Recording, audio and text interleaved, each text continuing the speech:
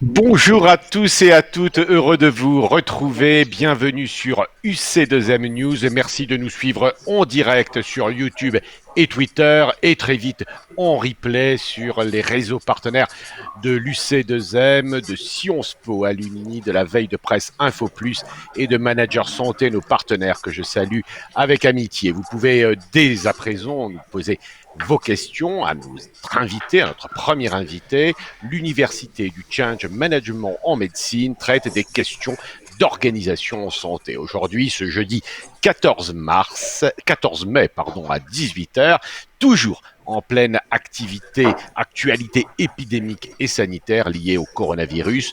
Nous abordons les questions de santé publique et d'organisation médicale auxquelles sont confrontés les hommes et les femmes du monde entier. Nous parlerons de santé, nous parlerons du présent et nous parlerons de l'avenir. Le titre de notre émission de ce jour est Covid-19, l'état sanitaire face à l'exceptionnel. Premier invité exceptionnel, effectivement, le professeur Jérôme Salomon. Nous sommes très heureux de vous accueillir, professeur Salomon. Vous êtes le directeur général de la santé. Autant dire que vous êtes effectivement à la manœuvre et que vous êtes notre invité du jour, notre invité exceptionnel. Dans la deuxième partie de notre émission, nous irons à la rencontre de Nicolas Revel, le directeur général de l'assurance maladie qui nous a reçus. Nous dialoguerons aujourd'hui ensemble avec le professeur Jean Sibilia. Bonjour Jean Sibilia, vous êtes le doyen de la faculté de médecine de Strasbourg, et Dominique Meigne, vous êtes l'ancien directeur général Dominique Meigne de la Haute Autorité de Santé, vous êtes le président aujourd'hui de l'Agence nationale d'appui à la performance, et vous êtes tous les deux coprésidents de l'UC2M. Jérôme Salomon, pour commencer, si vous le voulez bien, pour engager ce dialogue avec vous et avec nos internautes, quelle est la situation épidémiologique du jour et comment, dans le fond, vous l'affrontez vous-même pour nous expliquer un petit peu le sens de vos décisions que vous avez à prendre aujourd'hui, 14 mai? Bien, bonsoir. Déjà, j'ai tenu à participer à cette émission parce que j'estimais qu'il était très important de rendre hommage dès maintenant à l'engagement, à l'humanité, à la mobilisation de l'ensemble des acteurs de santé en France face à une situation que vous connaissez et qui est totalement inédite, une pandémie brutale, massive, rapide, qui touche maintenant 187 pays, qui fait probablement entre 4 et 10 millions de malades, qui a déjà tué 300 000 personnes. Et donc, en France, il y a eu un magnifique engagement, une magnifique réaction de l'ensemble des acteurs de santé depuis le début de cette épidémie. Et donc, comme tout le monde, comme tous les Français, nous l'affrontons avec beaucoup de mobilisation, beaucoup d'humilité aussi, parce que c'est un virus qui nous rappelle que nous ne savons pas grand-chose, qu'il faut être à l'écoute et qu'il faut être capable de gérer des incertitudes scientifiques. Donc, depuis le début, nous avons décidé d'affronter cette pandémie avec les professionnels de santé, à l'écoute du terrain, en étant très attentifs aux remontées des professionnels de santé de ville, des professionnels de santé hospitaliers, des différentes catégories de professionnels, notamment celles et ceux qui sont engagés dans les institutions, à domicile, qui sont au plus proche des personnes les plus fragiles, dont vous savez que ce sont les personnes âgées, les personnes qui sont atteintes de morbidité chronique, de comorbidité. Et donc nous avons toujours voulu, depuis le début, assumer cette crise en lien très fort, très étroit avec les professionnels de santé, dans une démarche de transparence, en étant capable de dire ce que l'on sait et ce que l'on ne sait pas. Et nous sommes aujourd'hui le 14 mai, cela fait exactement 4 mois que nous avons envoyé la première alerte aux professionnels de santé. Donc vous voyez que depuis cette date, nous sommes pleinement mobilisés. Vous êtes, Jérôme Salomon, un grand spécialiste de ces questions de santé publique, personne le contexte, et puis évidemment également un grand spécialiste des épidémies. Pour autant, est-on préparé, personnellement, ma question est peut-être même un peu personnelle, est-on préparé à ce genre de situation? Je l'ai dit, tout est sous l'angle de l'exceptionnalité. Donc, est-on préparé et comment, dans le fond, on arrive à piloter avec la charge que cela représente une affaire comme celle-ci?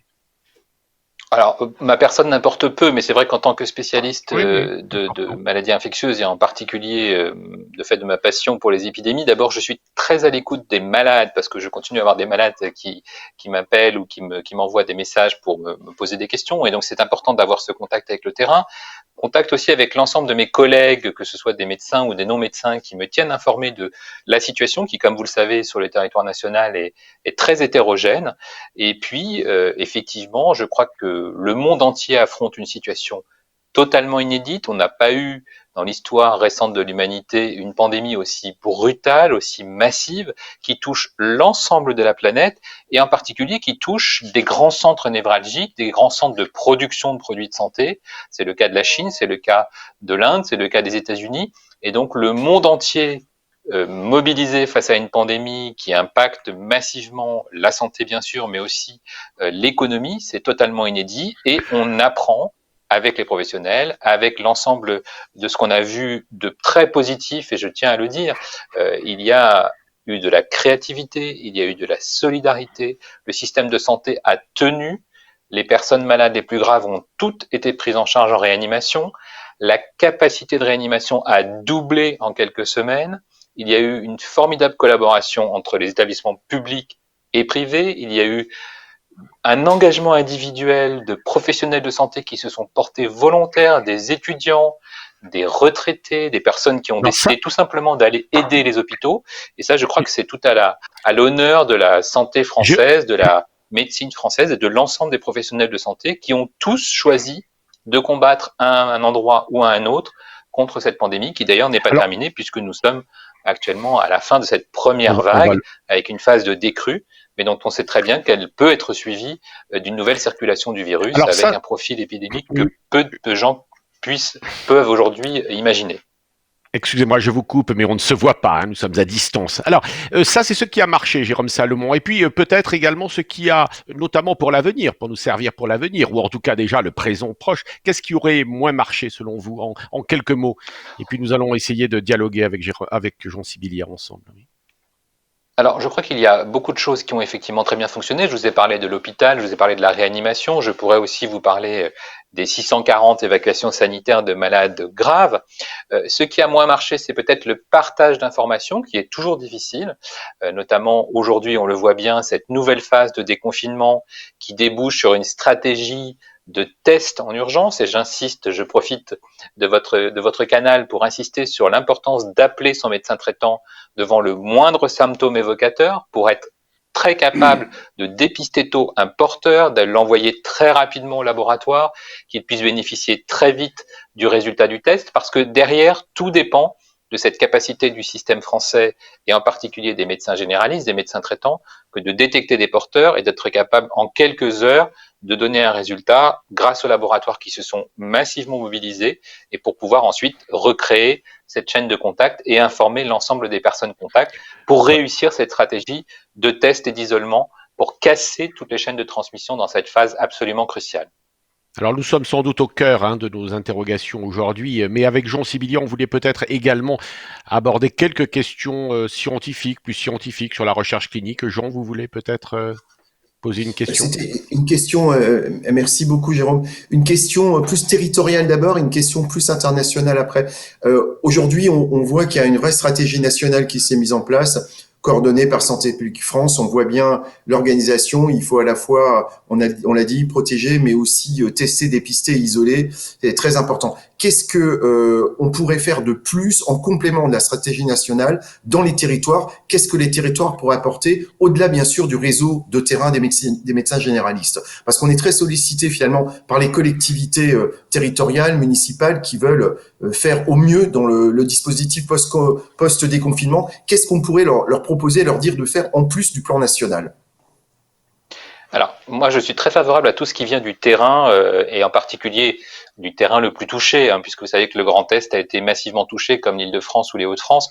Et donc, on est très attentif à tout ce qui vient des professionnels de santé de terrain, qui d'ailleurs ont été à l'origine de très belles initiatives, parfois même d'innovations majeures dans la prise en charge. Et donc, on voit bien qu'aujourd'hui, il va falloir être très à l'écoute des spécificités territoriales, être capable de détecter très vite des clusters, être capable de proposer des stratégies innovantes dans la prise en charge, par exemple, des professionnels de santé en établissement, mais aussi dans la protection des institutions les plus fragiles, dans l'accès à des communes dont on sait qu'il peut y avoir là aussi des circulations virales plus ou moins masquées. Et donc tout ce qui va permettre des démarches actives, intelligentes, de recherche de chaînes de contamination, nous le soutiendrons. Et donc nous sommes très attentifs aux propositions du terrain, que ce soit les professionnels, les agences régionales ou même les collectivités locales qui peuvent aider effectivement, notamment dans le champ de l'information, dans le partage de l'information, parce que l'organisation des soins peut être très différente selon les territoires. Que vous disent les 3-4 jours qui viennent de passer là, depuis le 11 mai, date du déconfinement, Jérôme Salomon?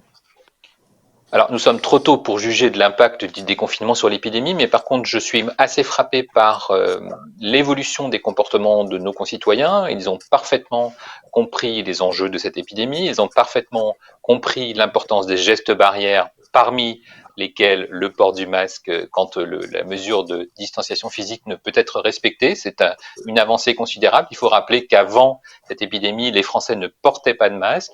Ils ne portaient pas de masque, notamment quand ils étaient malades, malgré les campagnes de l'assurance maladie. Et donc, on voit qu'il y a un changement profond de comportement, qu'il y a une prise de conscience de nos concitoyens vis-à-vis de la prévention, vis-à-vis de l'éducation en santé, vis-à-vis de leur propre responsabilité individuelle de citoyen. Et donc, tout ça ne peut être que très favorable pour réduire le risque de transmission du virus entre personnes et protéger en particulier les personnes les plus vulnérables, les personnes âgées et les personnes atteintes de comorbidité. Jean, vous aviez une deuxième question? Oui, une question internationale, Jérôme. L'Europe de la santé n'était pas au rendez-vous. On a même critiqué l'OMS en fait. Hein. Quel est le point de vue du directeur général de la santé dans ce contexte européen? Quel a été le rapport avec les collègues européens et qu'est-ce qu'on aurait finalement pu optimiser dans une Europe de la santé plus solidaire, plus coordonnée? Est-ce qu'il y a un message à tirer peut-être pour l'avenir, pour une prochaine étape? Alors, je serai moins sévère que vous parce qu'il y a une très belle coordination scientifique européenne dans le champ de la recherche. Il y a aussi eu beaucoup d'échanges au niveau international dans l'offre de soins. Je vous rappelle que beaucoup de nos pays frontaliers nous ont aidés au pic de l'épidémie où nous avions plus de 7200 malades en réanimation pour prendre en charge des patients lourds en Belgique, au Luxembourg, en Suisse, en Allemagne, même en Autriche. Donc, il y a eu quand même une magnifique coordination européenne. Après, on peut toujours se dire qu'on aurait fait davantage, qu'on aurait pu réagir de façon peut-être plus coordonnée, mais il faut aussi se souligner la différence d'atteinte du territoire européen, comme le territoire français d'ailleurs. Le virus a circulé de façon très hétérogène et les réactions ont été souvent régaliennes, nationales, ce qui est assez classique en champ de la santé, puisque la santé reste un domaine régalien national. Mais dans le champ de la recherche en particulier, il y a une très forte mobilisation de la communauté scientifique européenne et il y a aussi beaucoup d'échanges entre les centres médicaux, entre les centres référents, entre les réanimateurs européens. Je vais vous demander peut-être une question quand même pour revenir sur notamment les masques que vous avez cités. Il y a une question qui nous est posée. Il y a aujourd'hui des masques, des stocks de masques qui sont délivrés aux patients par les pharmaciens, les stocks d'État, je pense. Pendant combien de temps ces dotations vont-elles être attribuées? Est-ce qu'il y a une limite? Alors, nous avons massivement commandé des masques, vous le savez, il y avait le stock stratégique de l'État et nous avons aussi mis en place un pont aérien pour pouvoir bénéficier d'importations massives tout en soutenant la production nationale qui s'accroît de semaine en semaine. Donc nous aurons la capacité nationale de répondre aux besoins des soignants en particulier par les masques FFP2, par les masques chirurgicaux. Nous avons créé une industrie nationale des masques grand public qui est très importante. Les Français se les sont appropriés rapidement ces derniers jours. Donc, il est évident que nous devons continuer tant que le virus circule. Premièrement, à protéger les professionnels de santé, c'est évident, à protéger les malades du risque de transmission du virus à leurs proches. Donc, le port du masque par un malade est quelque chose d'important, de même que le respect strict de l'isolement. Et enfin, effectivement, il va falloir que les personnes les plus fragiles, les personnes les plus âgées, les personnes qui se sentent en insécurité parce que dans une zone confinée, parce que dans les transports en commun, prennent le réflexe du port du masque, qui est une mesure barrière parmi d'autres, qui ne doit pas être une fausse réassurance, mais qui fait partie de l'arsenal de la prévention individuelle du risque de transmission du virus. Sur les flux intra-régionaux, quel est votre sentiment? Est-ce qu'ils vont évidemment sans doute s'accélérer? Vous êtes plutôt pour une libéralisation ou au contraire éventuellement resserrer si c'est nécessaire? Est-ce que vous êtes inquiet quand vous regardez ce qui se passe à l'étranger, notamment dans les pays qui ont déconfiné, les pays voisins? Quels enseignements déjà pour vous? Je pense que les pays voisins ont un petit peu d'avance sur nous, mais peu d'avance. On voit bien que tout le monde est très attentif au respect des mesures barrières, à la distanciation physique, à la réduction quand même du nombre de contacts. On ne peut pas empêcher les gens de circuler, même si on le fait avec beaucoup de prudence. L'idée est évidemment d'éviter qu'il y ait des mélanges de populations issues de zones où il y a beaucoup de virus qui circulent et de zones où il y a moins de virus.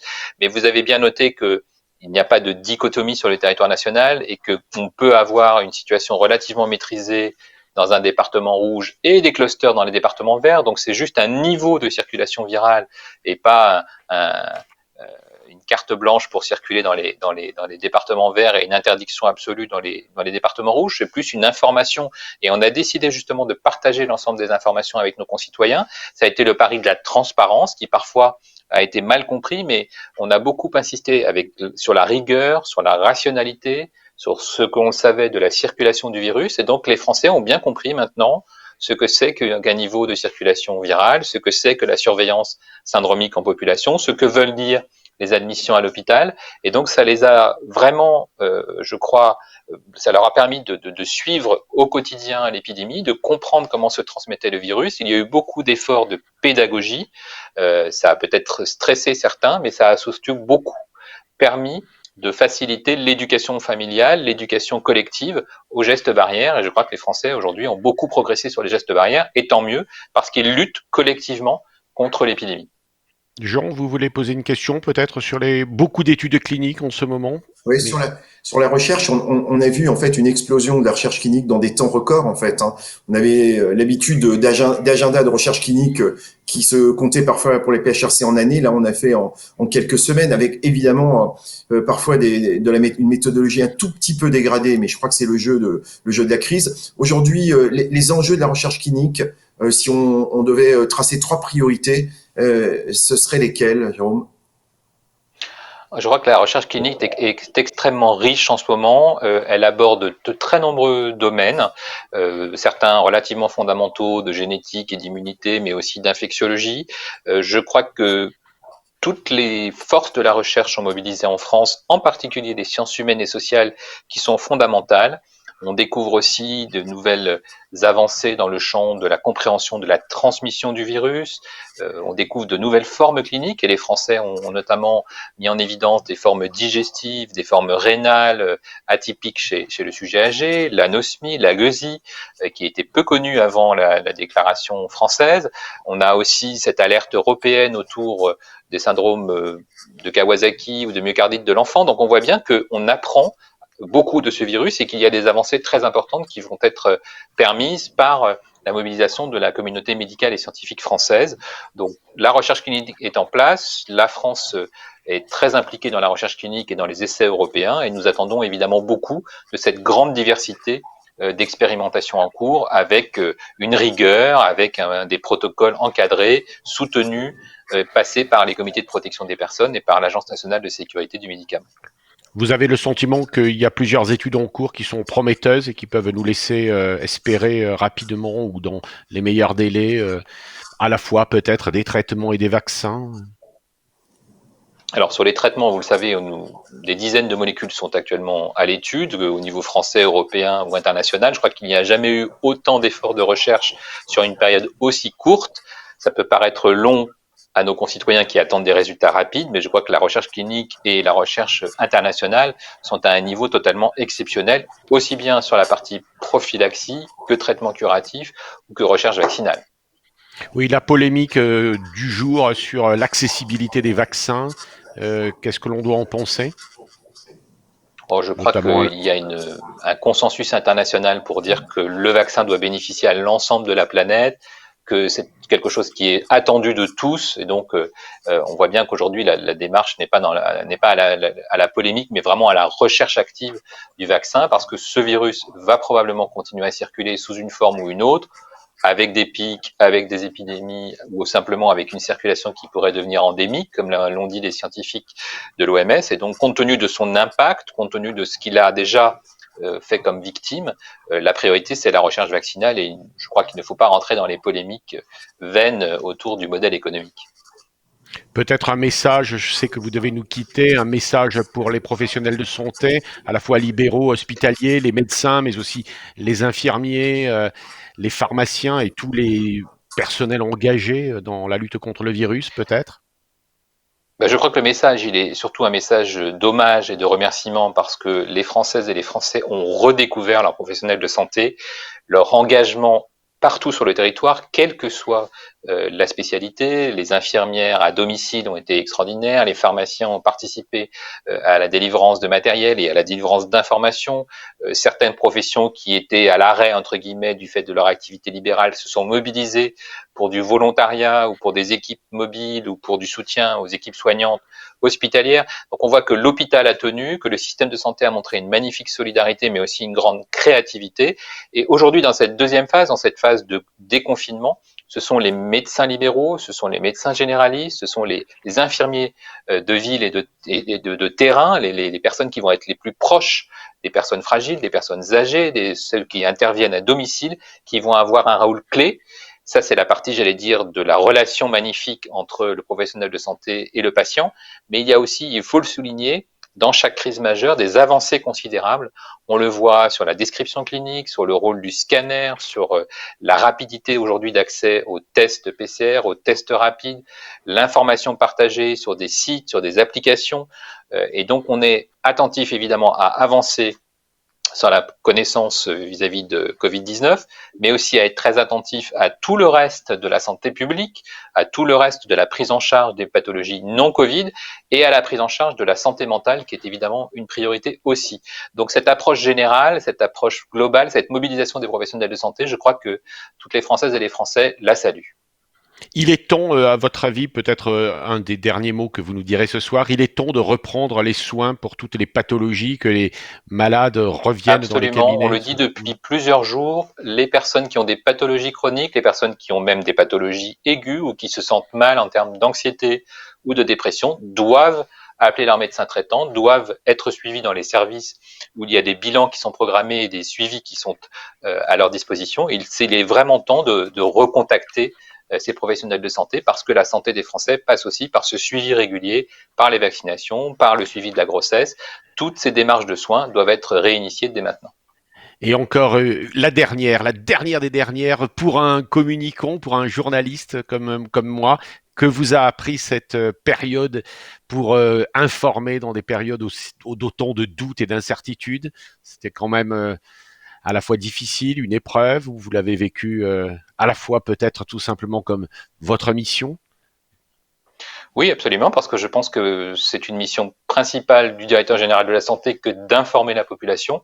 Et je crois que l'on ne l'informe jamais assez, qu'il faut prendre tout le temps nécessaire pour expliquer que parfois c'est compliqué, que parfois il faut faire des efforts d'information vis-à-vis de personnes qui ont des doutes, de personnes qui sont soumises à différentes influences, et c'est complètement normal. Nous sommes aujourd'hui dans une société de débat, dans une société de multisources, mais le rôle de la science, le rôle de la rationalité, le rôle de la rigueur sont très importants pour que notre population ait confiance et qu'on sache dire ce que l'on sait et ce que l'on ne sait pas. Merci en tout cas de nous avoir consacré Merci. un peu de votre temps et en tout cas des messages importants que vous avez pu adresser aux professionnels de santé. Jean et Dominique, peut-être tirer quelques éléments d'enseignement que le directeur général de la santé nous a transmis. Peut-être pour commencer, Jean Sibilia, la situation, je vous demande en général toujours cela quand on se voit, la situation dans votre région qui, de ce point de vue-là, dont la lutte contre le coronavirus est une région, qui a été, espérons-le, une région assez symbolique. On en est où? Ouais, j'espère qu'on en parlera au passé, mais actuellement on est vert en matière de circulation du virus, comme finalement pas mal de régions en France, hein. Quand on regarde la première carte, hein, qui est la carte de circulation, la plupart des zones sont vertes, hein. Donc le nombre de malades, l'indicateur étant le nombre de malades passant aux urgences, est faible. Mais je pense qu'il faut un tout petit peu se méfier de cet indicateur parce que c'est un indicateur, c'est un radar grossier en fait, hein. Je pense que dans les semaines à venir, maintenant qu'on a mis en place des radars beaucoup plus subtils, qui sont les radars ambulatoires, avec les réseaux de ville, qui sont les laboratoires de virologie, qui sont des indicateurs comme SOS Médecins et le Centre 15, on va multiplier les radars de détection des clusters en territoire. Parce que là, aujourd'hui, le passage aux urgences, oui, mais c'est le malade qui arrive, hein. Il faut qu'on détecte les gens plus tôt. Donc aujourd'hui, évidemment, le nombre de passages aux urgences pour une infection Covid, c'est beaucoup réduit. Et chez nous aussi, ça n'est que quelques passages par jour, alors que c'était plusieurs dizaines de passages il y a encore quelques semaines. On est bien sûr heureux, mais pas totalement rassuré. Je pense que plus la zone a été en difficulté, plus les potentiels clusters sont latents. Donc on s'attend évidemment chez nous à une recirculation du virus, mais on peut aussi, et c'est un commentaire très important, émettre un avis optimiste parce qu'on a vu que la mise en place de mesures barrières dans des milieux confinés où circulait le virus, je pense aux services hospitaliers ou dans d'autres milieux confinés, même les EHPAD, on a vu qu'à partir du moment où on met en place les mesures barrières, on voit qu'on arrive finalement à bloquer assez drastiquement la circulation du virus, hein. Et les mesures barrières, c'est assez facile, hein. C'est la distance, c'est le lavage de mains surtout et le masque. Et les trois choses combinées, on doit y arriver. Enfin, on peut avoir un petit brin d'optimisme, pas irraisonné et pas bisounours, mais un petit brin d'optimisme quand même pour se dire que ça peut aussi bien se passer. Mais attendons Comment de ça voir. évolue, Jean? Pardon, Jean ou Dominique, comment ça évolue, notamment chez nos voisins, chez vos voisins et nos voisins, mais vos voisins alsaciens d'Alsace, chez les voisins allemands et suisses, par exemple? Vous regardez? Les Allemands, je connais un peu la situation des Allemands. Vous avez vu que à l'occasion du déconfinement, ils ont eu une réaugmentation du nombre de contagions et de nouveaux malades. Selon les régions, l'Allemagne est très fédérale, hein, c'est des régions très différentes. Les stratégies de confinement d'ailleurs étaient très différentes, très sévères en Bavière et beaucoup moins sévères ailleurs par exemple. Et ils ont dû resserrer un peu les choses, au moins par de la communication et de la pédagogie dans certaines zones. Mais avec ces mesures de petits coups de vis sans reconfinement général, ils ont pu réguler à nouveau la transmission du virus. Donc c'est aussi un élément qui rend plutôt aujourd'hui optimiste, mais je le répète, avec beaucoup de prudence.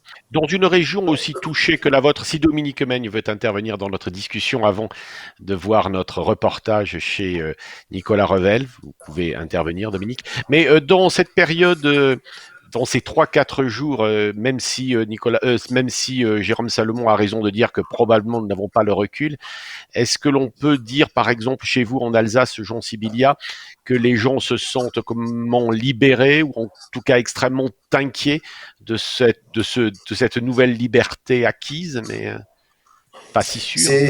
C'est difficile de répondre. D'abord, il a fait très froid. Pascal, vous connaissez, vous êtes un homme du terrain et un homme de la ruralité. Vous savez qu'on est en pleine Sainte-Glace et qu'il a fait très froid cette semaine. Donc et qu'il a plu. Donc dans beaucoup de régions. Donc ça a été finalement un moment de confinement par la météo inattendu. Donc je pense qu'on ne peut pas juger. Je pense qu'il faudra juger lors des prochains beaux jours et de voir un peu comment la vie reprend. En tout cas chez nous, très plus sérieusement, chez nous en Alsace, on a eu la vraie sensation que les gens portent massivement le masque dans l'espace public, pas seulement dans les transports, en grande majorité. Il y a une sorte de civisme. Alors on est en Alsace, dans l'est de la France. On dit qu'il y a une forme de civisme supérieur. Pas si c'est vrai, mais en tout cas, l'observation que je fais au quotidien, une forme de civisme qui n'est évidemment pas 100% de la population, mais une grande partie de la population.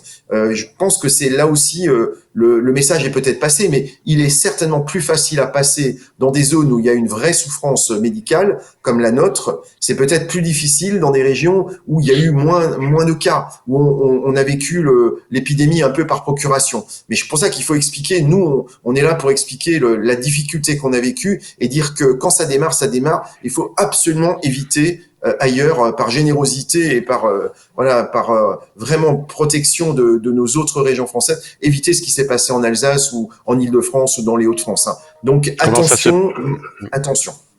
Comment ça se passe à Marseille? Vous êtes à Marseille, Dominique Meigne. Ouais. Comment ça se passe? Oui, je pensais pendant que Jean nous parlait de l'Est que tout compte fait, Marseille aujourd'hui a un comportement qui ne doit pas être très différent de celui de Strasbourg. Moi, j'observe que tous les gens que j'ai croisés dans la rue sont tous masqués, que j'ai utilisé pour la première fois depuis 2 mois un transport en commun.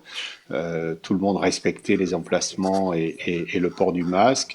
J'ai le sentiment que cette forme de civisme est aussi un peu métabolisée comme un comportement qui va devenir une pratique sociale. Et que de ce point de vue-là, ça marche, y compris à Marseille chez les jeunes, notamment ce qu'on appelle les jeunes des quartiers, hein, qu'on voit dans la ville, et qui sont masqués et qui ont l'air de jouer le jeu. Je vous propose peut-être à ce moment de notre entretien d'aller à la rencontre de Nicolas Revel, le directeur général de la Caisse nationale d'assurance maladie, donc de l'assurance maladie, et qui nous a reçus ce matin dans son bureau, ou plutôt dans sa grande salle de réunion, ce matin, tôt, ce jeudi 14 mai. Si Olivier Madard, notre réalisateur, veut bien nous passer cet entretien qui va durer une vingtaine de minutes. Et nous nous retrouvons après. Nicolas Revel, merci de nous recevoir dans votre salle de réunion de la Caisse nationale d'assurance maladie ce jeudi 14 mai en matinée. Nicolas Revel, quelle impression vous laisse, dans la première question, quelle impression vous laisse cette période que nous traversons de crise sanitaire assez exceptionnelle, n'est-ce pas? Bon, c'est évidemment le sentiment d'avoir vécu quelque chose de totalement exceptionnel, d'inédit. Je pense que jamais l'humanité n'a traversé quelque chose comme ça. Mais au-delà de cette évidence, hein, quand on regarde depuis le poste d'observation et d'action qui est le mien, la manière dont les acteurs du système de santé, acteurs administratifs, mais surtout acteurs directs du système de soins ont géré tout ça ces 2 mois, au-delà de l'intensité incroyable que chacun a vécue diversement, mais elle est évidente, moi ce qui m'a le plus impressionné, c'est qu'on a su rendre possible des innovations, une capacité d'initiative et d'adaptation à toutes les échelles et à tous les échelons du système. Qu'est-ce qui fait que l'hôpital, à un moment donné, a magnifiquement tenu et s'est adapté à ce pic qui a été celui de cette première vague? C'est parce qu'à un moment donné, les médecins, les acteurs du système hospitalier ont su trouver des solutions avec les agences régionales de santé.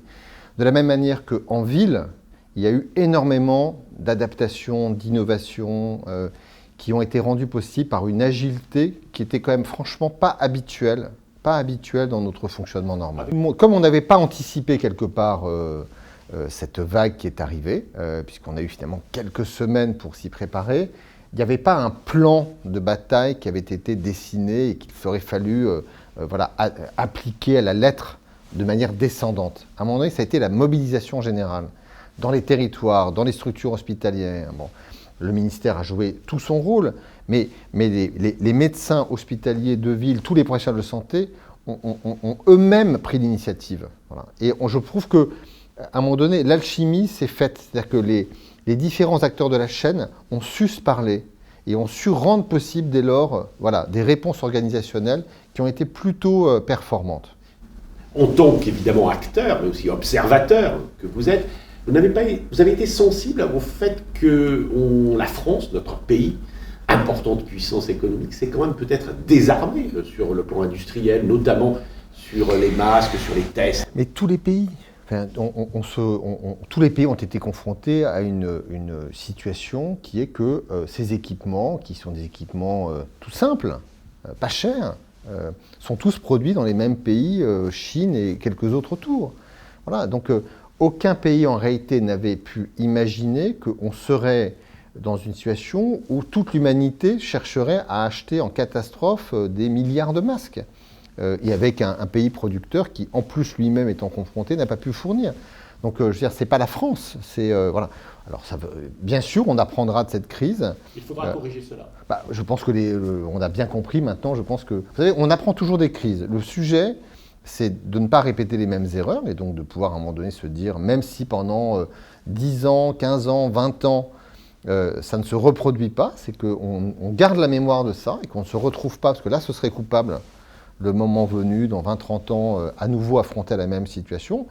Et puis après, la question, c'est toujours la même. C'est est-ce qu'on est capable d'anticiper quelque chose qui n'est pas connu et que personne n'avait dans son champ de vision? Vous savez, ça n'est pas vrai que dans les crises sanitaires. L'humanité a parfois du mal à apprendre et surtout à anticiper ce qu'elle ne connaît pas et ce qu'elle ne peut même pas. On n'a jamais connu dans l'histoire du monde une pandémie de cette nature. Et d'ailleurs, vous avez des grands scientifiques qui nous expliquaient encore en France, en janvier ou février, que ça ne pouvait pas arriver.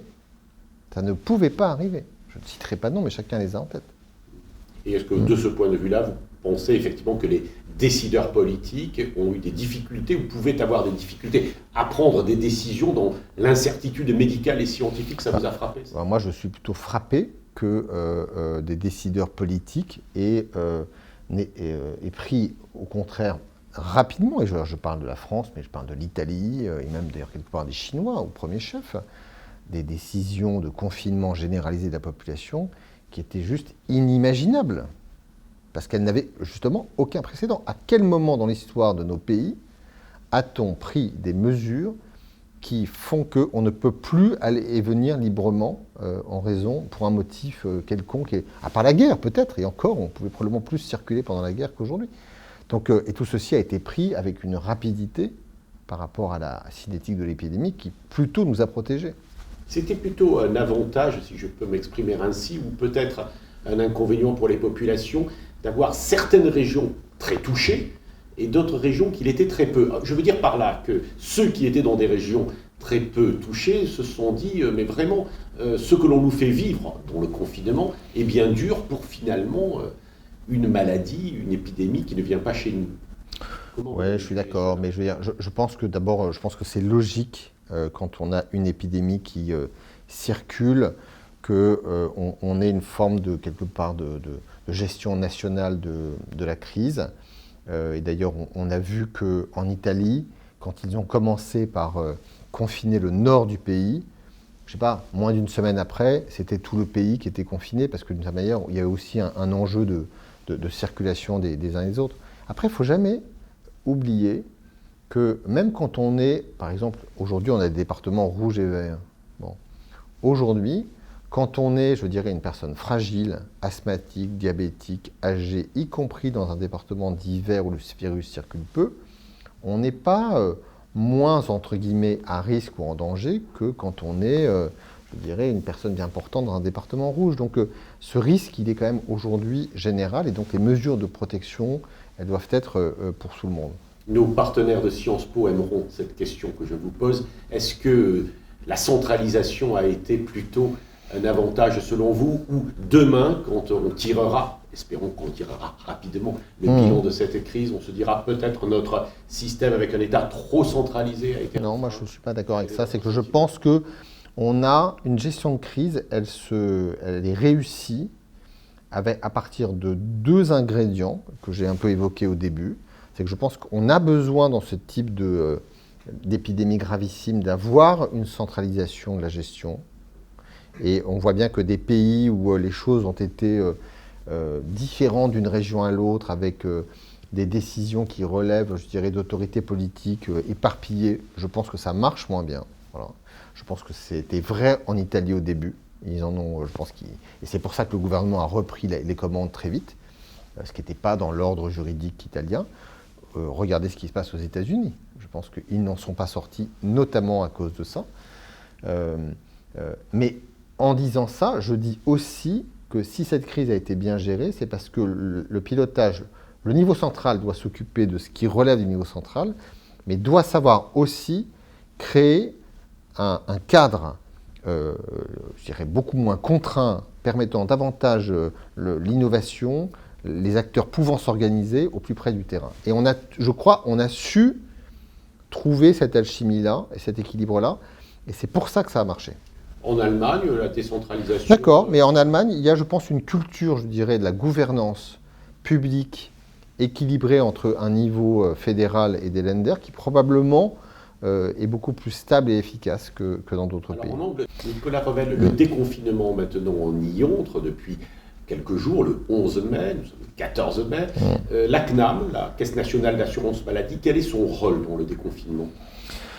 Alors, d'abord, la CNAM, elle a beaucoup travaillé jusqu'au déconfinement, parce que, comme je le disais, on a dû inventer presque toutes les semaines des choses complètement nouvelles. On a eu des problématiques d'arrêt de travail qui n'existaient pas, où il a fallu gérer en catastrophe le fait qu'on puisse avoir des arrêts de travail pour garde d'enfants, enfin bref, des arrêts de travail pour des gens qui ne sont pas malades, pour des millions de gens. Donc, on a rendu possible cela.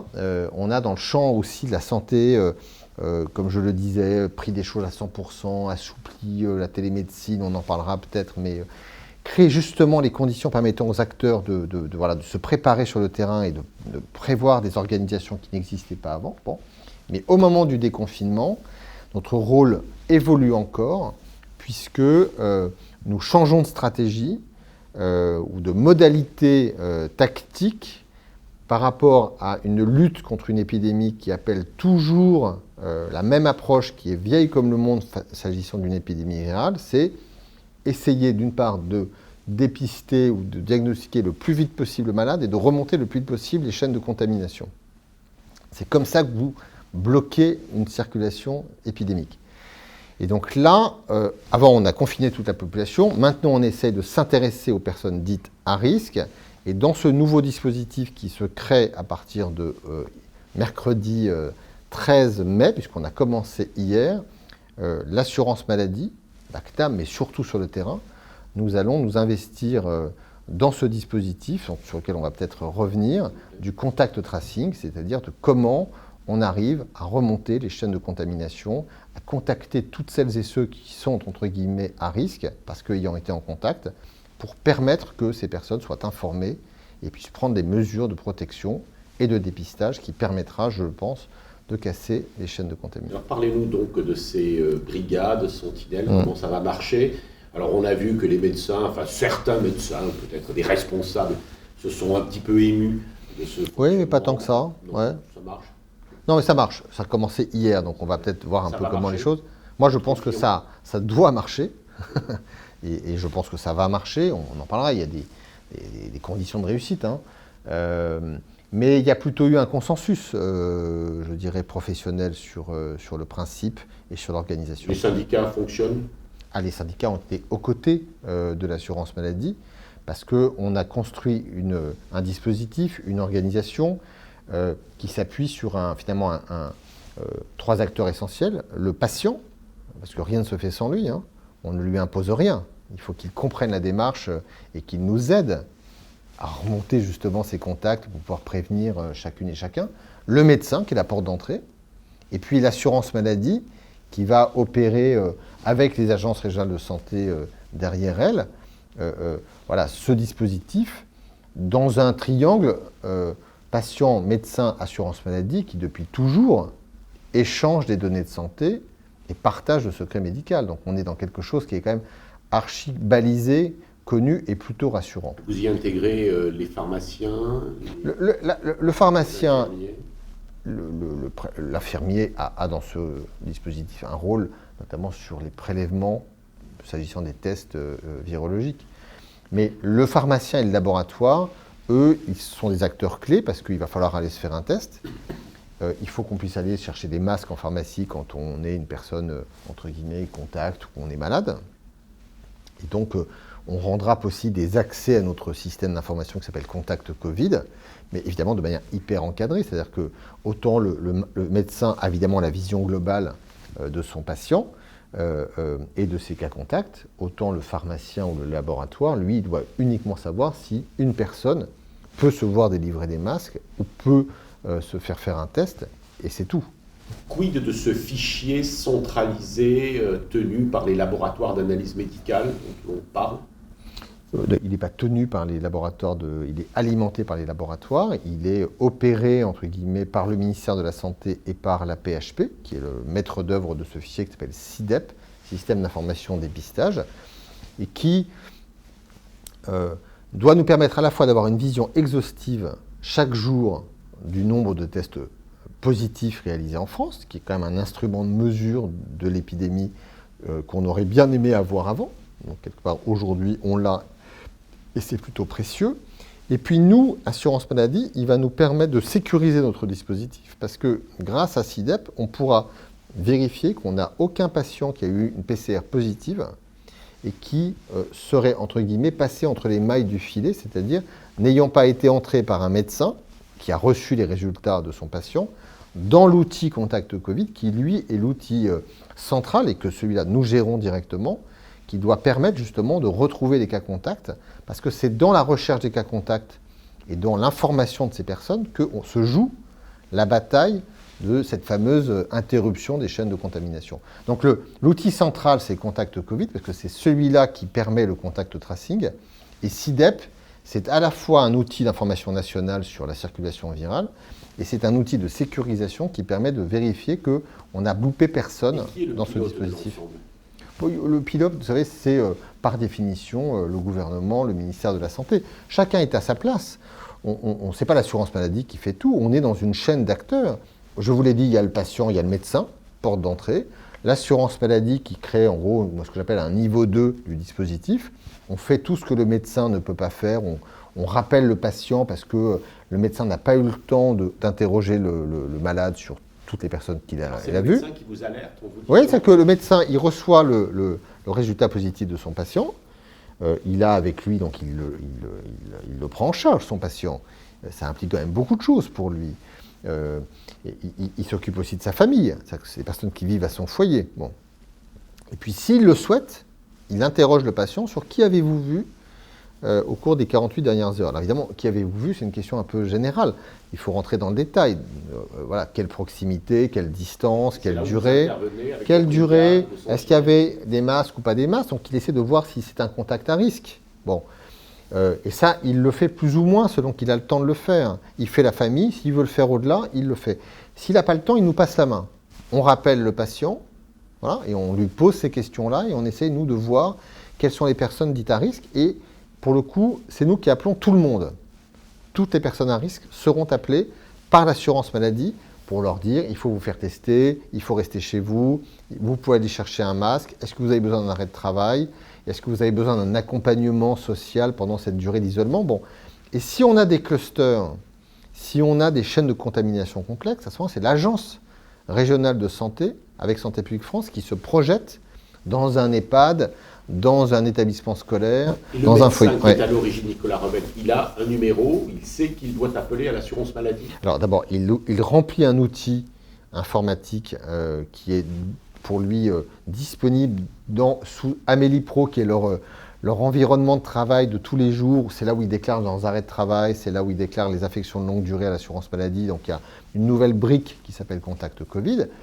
Et puis tout ne se fait pas par informatique, c'est qu'évidemment nous avons ouvert un numéro, mais qui est uniquement pour les médecins et pour les personnes que nous contactons, les patients, les personnes contacts, s'ils veulent nous rappeler, parce qu'ils ont oublié quelque chose, parce qu'ils ont une question. C'est un numéro national ou un numéro... C'est un numéro national, mais qui est ensuite, grâce à la technologie, qui permet ensuite, en fonction de son lieu de résidence, on tape le département, d'être dirigé vers la plateforme de son département. Donc vous nous confirmez qu'il n'y a pas de problème de secret médical et que face... Non, mais il n'y a pas de problème de secret médical pour deux raisons. La première, c'est que la loi y pourvoit, c'est que la loi qui a été votée dit, voilà, toutes les personnes de l'assurance maladie qui vont travailler au sein de ces plateformes départementales et qui doivent être nommément désignées sont autorisées à traiter de données couvertes par le secret médical. Donc la loi a posé ce cadre-là. Mais quelque part, la loi nous le confie à nous parce que, de surcroît, l'assurance maladie, depuis toujours, traite de données couvertes par le secret médical. Elle le traite avec des collaborateurs qui sont dûment habilités, dont le nombre ne suffisait pas pour pouvoir être presque 6500 personnes présentes tous les jours, 7 jours sur 7. Et donc, comme on a dû aller chercher des collaborateurs un petit peu dans tous les composantes de l'assurance maladie, il nous fallait cette loi qui crée un cadre global et collectif. La télémédecine s'est beaucoup développée, la téléconsultation en particulier. Est-ce que ce mouvement, vous allez maintenant le libéraliser, l'accompagner? Comment les choses vont se passer? D'abord, la France, je pense, fera bien regarder quand on est comparé à la France avec tous les pays. Je pense honnêtement que la France est peut-être le pays qui aura le plus développé la téléconsultation, qui aura en tout cas observé le plus grand nombre de téléconsultations rapportées à sa population par rapport à tous les pays autour de nous. C'est pas par hasard.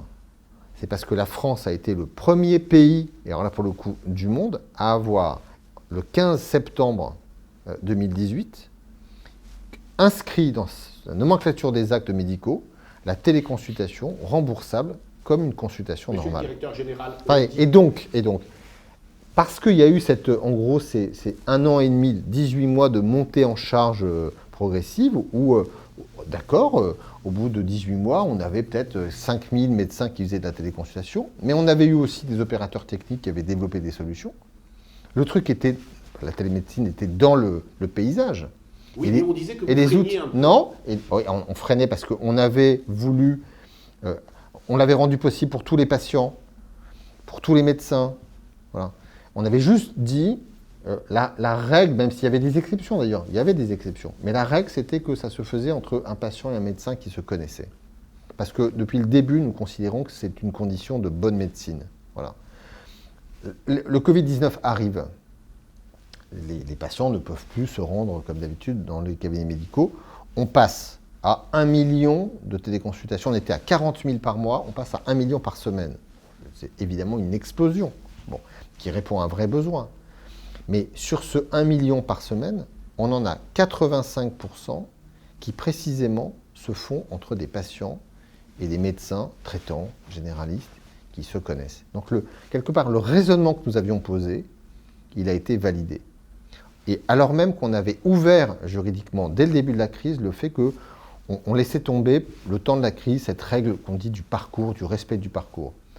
Donc, on a laissé tomber là, on a mis de côté cette règle-là. Et il n'empêche que dans la réalité, qu'est-ce qu'on a observé? C'est que la télémédecine, elle s'est développée dans une relation thérapeutique et de soins entre un médecin et un patient qui se connaissent. Parce que quand on y réfléchit bien, la téléconsultation, elle trouve pleinement sa place, non pas en faisant que des patients qui ont leur médecin se disent quand je vais faire de la téléconsultation, je vais aller en voir un autre que je ne connais pas, parce que lui, il fait de la téléconsultation, contrairement à mon médecin habituel, avec des ruptures de prise en charge, une absence de continuité des soins, et souvent comme une téléconsultation où il y a du son et de l'image et pas grand-chose de plus, et donc avec une qualité, je dirais, du diagnostic qui est forcément un peu différente.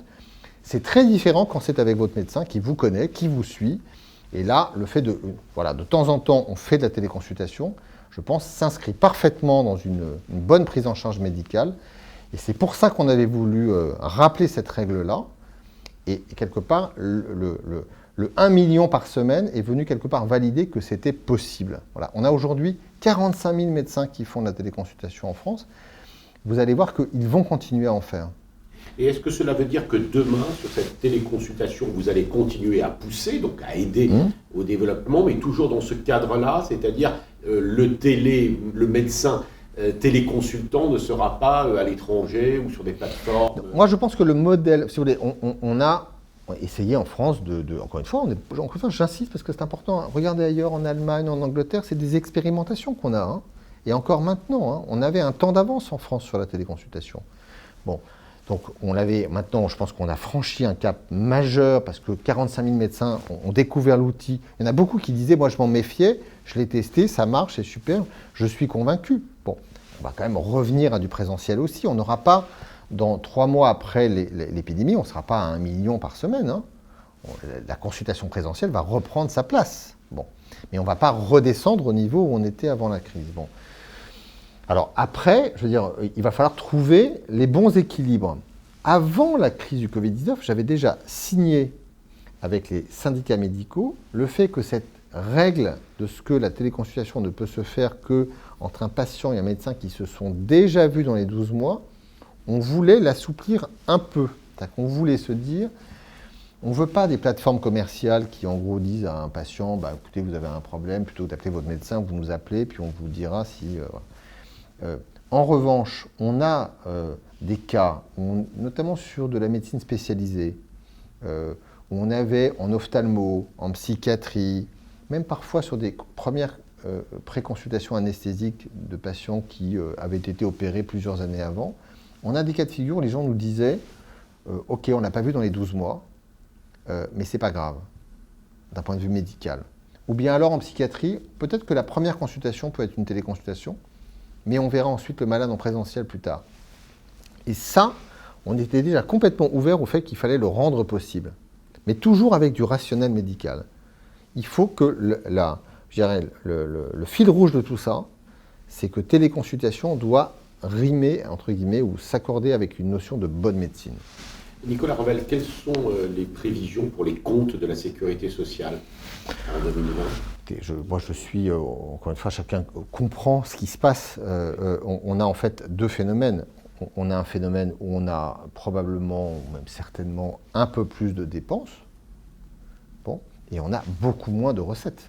Parce que les comptes, c'est un déficit, c'est un solde. De l'autre côté, il y a eu beaucoup moins c'est de un solde. classiques. C'est un solde entre des dépenses et des recettes. Bon. Du côté de l'ONDAM et des dépenses, moi, je n'ai pas l'ensemble de la consolidation, mais clairement, quand on en parle avec le ministère, on pense qu'on va sortir à 7-8 milliards de dépenses supplémentaires. Voilà. Donc, ça veut dire un ONDAM qui va quand même sortir, pas à 2,5%, mais qui va être potentiellement à 5-6%. Bon. C'est un peu tôt pour le dire, on est un peu tôt, on est en mai, attendons, mais je donne des estimations à date, elles bougeront forcément. Oui, il y a eu moins de consultations en ville, c'est exact. On va d'ailleurs verser des compensations économiques aux professionnels de santé qui nous le demandent, mais il y a eu plus de dépenses à l'hôpital, et il y aura, comme vous le savez, des primes qui vont en plus s'ajouter pour les personnels hospitaliers, et aussi dans le champ médico-social. Il y a 4 milliards de dépenses sur les masques. On va avoir, s'agissant des tests, des dépenses en biologie qui vont être très très fortes, et les indemnités journalières liées aux arrêts de travail, qui n'étaient d'ailleurs pas des arrêts de travail pour des personnes malades, mais des personnes qui ne pouvaient pas aller travailler, ça a aussi rajouté beaucoup de dépenses. Bon. Mais à côté de ce surcroît de dépenses, il y a surtout un effondrement des recettes de la sécurité sociale quand le pays vit là aussi une crise économique massive, pas qu'en France, mais en France évidemment aussi. Là, c'est surtout ça qui fait que ce fameux déficit entre 40 et 50 milliards pour la Sécu, c'est probablement 6, 7, 8 milliards de dépenses supplémentaires. Tout le reste, c'est des recettes en moins. Et donc ça pose évidemment un sujet pour voir comment on finance tout ça. Merci de nous avoir reçus, Nicolas Revel. Merci à vous. Jean Sibilia et Dominique Meigne, je crois que on peut considérer, après cet entretien avec Nicolas Revel et celui avec Jérôme Salomon, que nous avons sans doute matière à réflexion pour l'avenir de notre pays et évidemment de notre système de santé. Quelles impressions vous ont donné, notamment ce premier et puis ce second entretien? Alors, à la fois sur des questions assez techniques, comme le directeur de la CNAM revient beaucoup sur la téléconsultation, avec cette idée, est-ce que la téléconsultation, la télémédecine va vraiment perdurer jusqu'à, en tout cas pour répondre à un vrai problème d'organisation? Peut-être également revenir sur notamment le suivi des malades atteints de Covid. Qu'est-ce que cela vous a inspiré, Dominique, peut-être sur aussi l'organisation générale de notre système de santé? Moi, j'ai trouvé les propos de Nicolas Revel rafraîchissants. Ça ne m'étonne pas. Il a aussi cette volonté de pragmatisme et de prendre les problèmes à partir d'une forme de bienveillance qui est la sienne. Et il le montre là. Alors il a dit des choses amusantes par moment. Il a dit c'était une guerre, et il n'a pas employé le terme de guerre, mais enfin comme le président de la République l'avait fait. Et il n'y avait pas de plan de mobilisation. Alors effectivement, il n'y avait pas de plan de mobilisation, ça on le sait aujourd'hui, et on ne peut le reprocher à personne. Mais par contre, il y a eu une mobilisation générale. Et dans cette mobilisation générale, il y a eu une sorte de spontanéité de la réponse qui a produit des innovations majeures. Je reprends les termes. Alors là, c'est Jérôme Salomon qui a parlé tout à l'heure d'innovations majeures de prise en charge, et Nicolas Revel nous dit qu'on apprend des crises. Donc, je crois qu'effectivement, il y aura beaucoup de leçons à prendre de tout ce qui s'est passé dans ces 2 mois. Sur les coopérations, Dominique, pardon, oui, non, Oui. je vous ai coupé, excusez-moi, on ne se voit pas. Sur les coopérations entre acteurs, notamment les grandes agences, les grandes administrations, les grandes directions que vous connaissez bien, ça n'a pas toujours été parfait. Est-ce que là, il y a, comme on dit, un potentiel, une grande marge d'amélioration possible, selon vous? Il y a toujours des objectifs de fluidité à avoir. Je suis assez d'accord sur la gestion technique de cette immense crise sanitaire qui nécessitait, et d'ailleurs tous les pays ont fini par le faire lorsqu'ils peuvent le faire, c'est-à-dire lorsqu'ils ne sont pas dans un État fédéral, il faut centraliser le pilotage. Et je crois que Nicolas a raison de rappeler que ceux qui étaient partis en ordre dispersé ont essayé de recentraliser. Après, bon, bien sûr, il y a des critiques, et je sais que notamment les récentes auditions du Collège des directeurs généraux d'ARS au Parlement ont montré qu'ils ont des propositions à faire pour mieux fluidifier les relations agentielles et entre les différents intervenants. Ce que moi j'ai envie de dire, c'est que globalement, l'État, dans ce qui est sa substance, c'est-à-dire sa substance régalienne, c'est-à-dire de donner le cadre d'usage d'une crise sanitaire, l'État a su se révolutionner. Il s'est passé sur le plan réglementaire, sur le plan de l'organisation administrative, sur le plan des modèles économiques des acteurs, des choses extraordinaires durant cette Et pourquoi, période-là.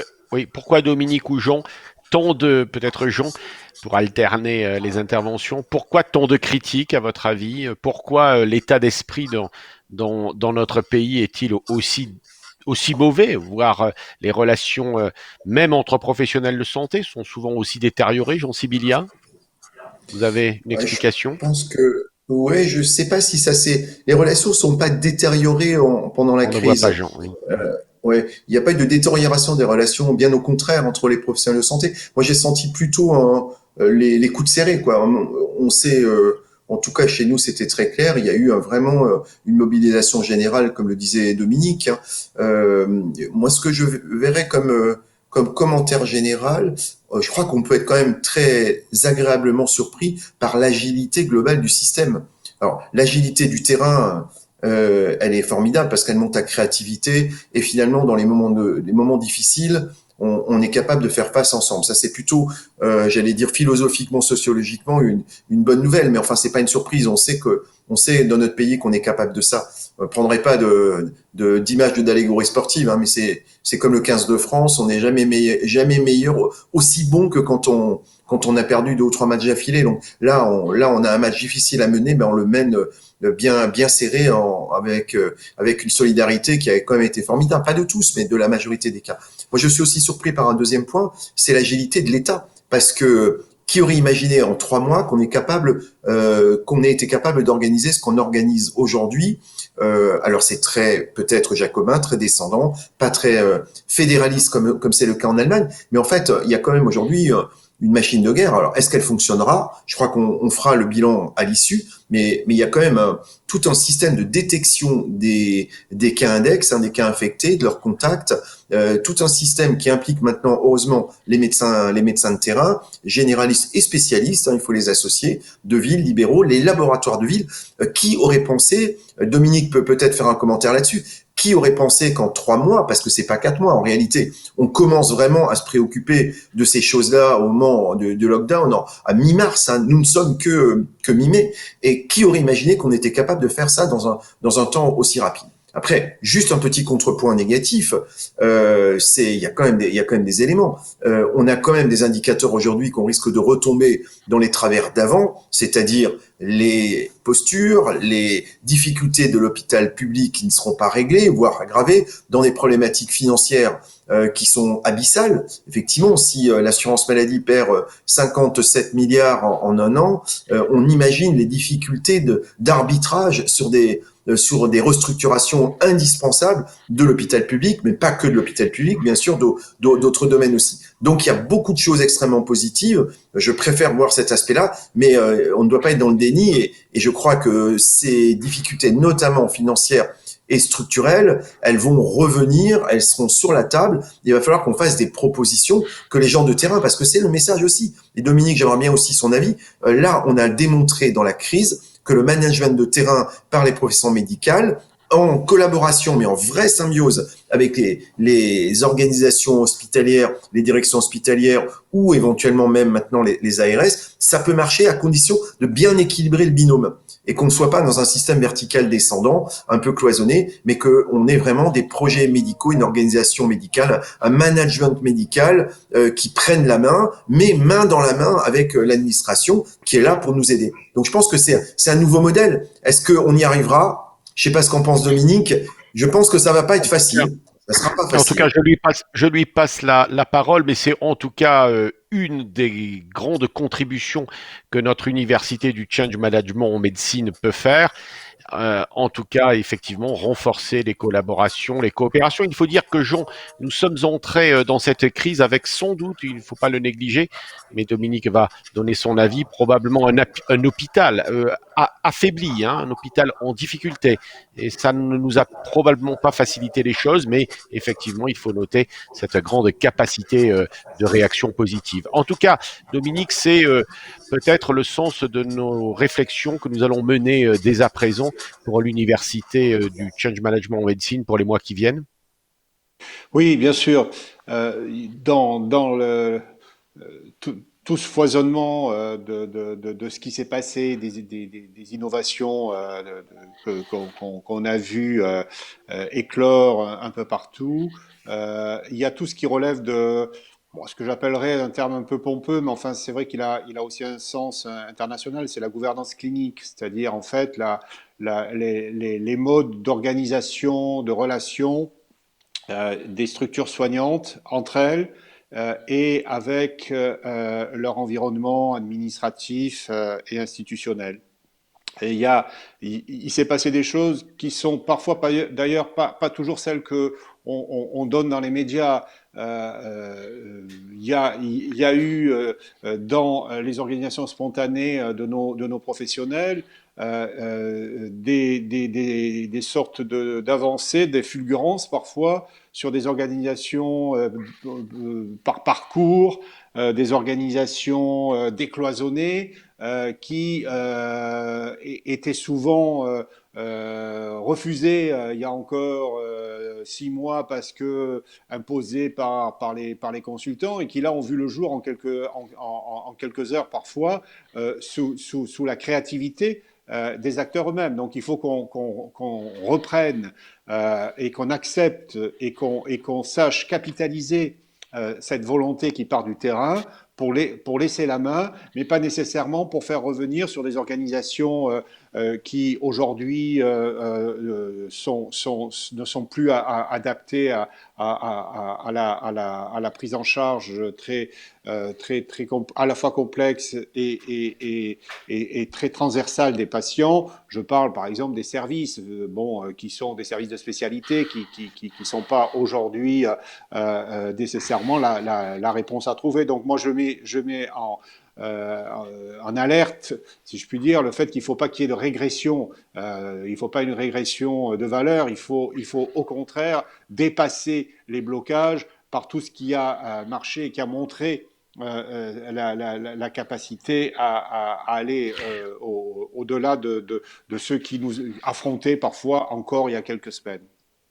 tenir en fait Jean et Dominique les deux bouts, peut-être les trois, les quatre bouts nécessaires, mais notamment évidemment avoir des réponses d'urgence, des réponses de santé publique, des réponses sociales, mais aussi des réponses d'innovation enfourcher les grandes innovations, faire en sorte que effectivement le système de santé reste un système performant pour prendre en charge le progrès scientifique, le progrès technologique. Voilà tout ce qu'il y a à faire. Alors, Donc beaucoup de choses. Oui, Jean, de Dominique, oui, pour simplement terminer. peut-être un mot sur le fait qu'on parle beaucoup, et bon, malheureusement moi le premier, parce que on se refait pas, on parle beaucoup de l'hôpital. Mais cette crise a aussi montré une créativité.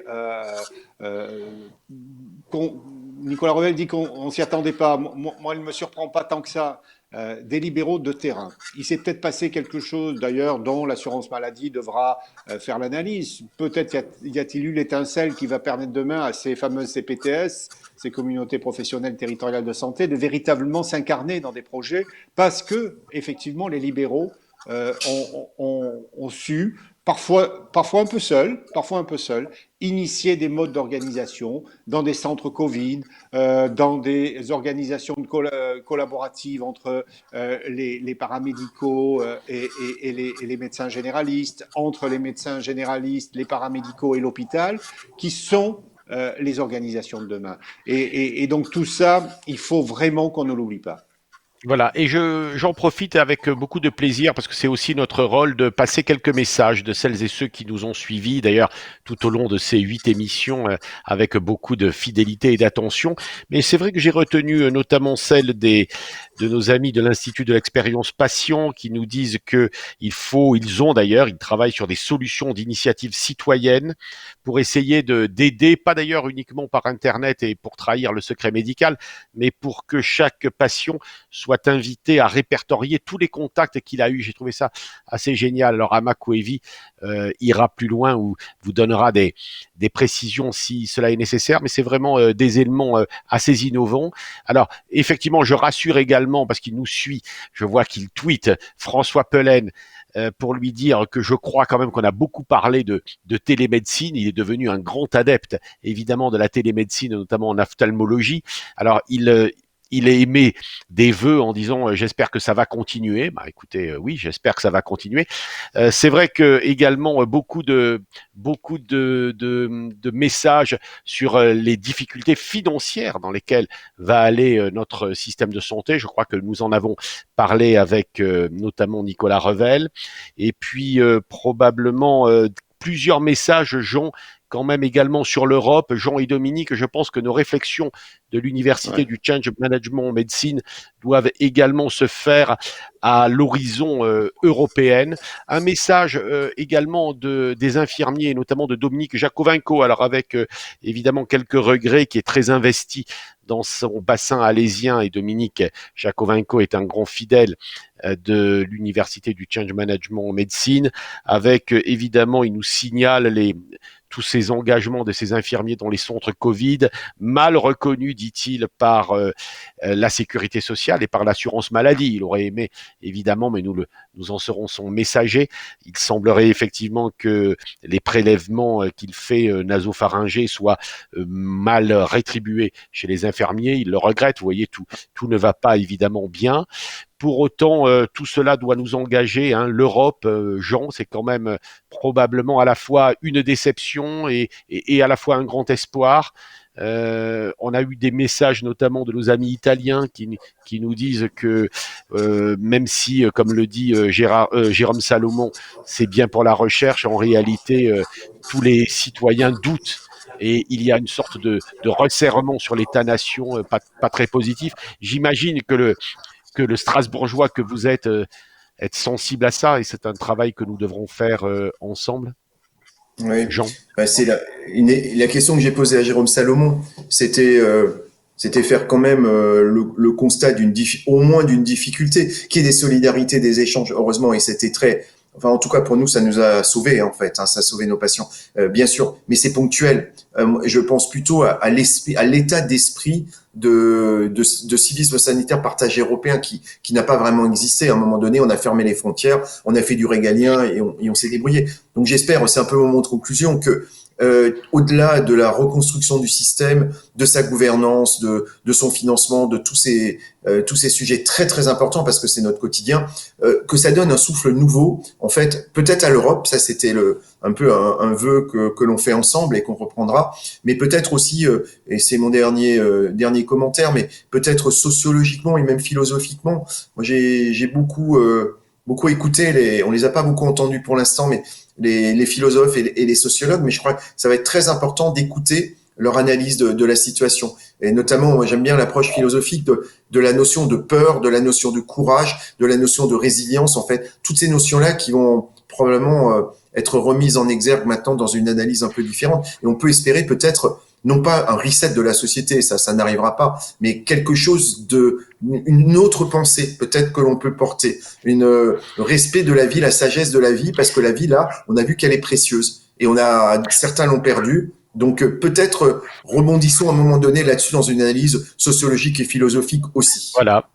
Il est temps de terminer. Hein. Notre émission était longue. Nous l'avons voulu longue et notamment en recevant les deux grandes personnalités de notre système de santé. Merci à celles et ceux qui d'ailleurs nous rejoindront dans l'université du Change Management en médecine. Vous savez qu'il y a ce groupe des 100 qui en réalité déjà est bien plus nombreux.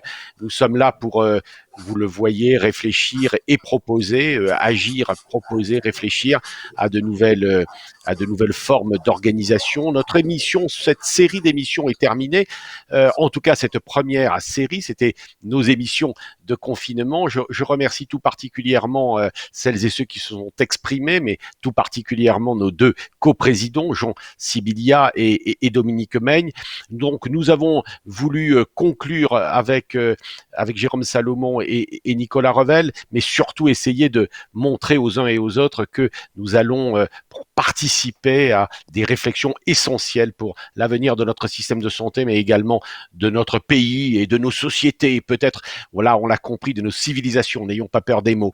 En tout cas, l'UC2M va reprendre ses travaux plus classiques. Suivez-nous et engagez-vous avec nous. En tout cas, je crois, Dominique et Jean, que nous avons pris beaucoup de plaisir, hein, malgré cette période évidemment étonnante, exceptionnelle, mais qui nous a incité à réfléchir les uns et les autres encore beaucoup plus.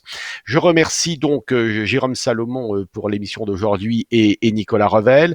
À nouveau, merci Jean, merci Dominique, merci et salut au groupe des 100, merci à Olivier Madard, notre réalisateur, et à toute l'équipe de l'Université du Change Management en médecine. Alors, en tout particulier, merci à Françoise Millet, Victoire Morel, Nicolas Merlet, Julie Beltrami.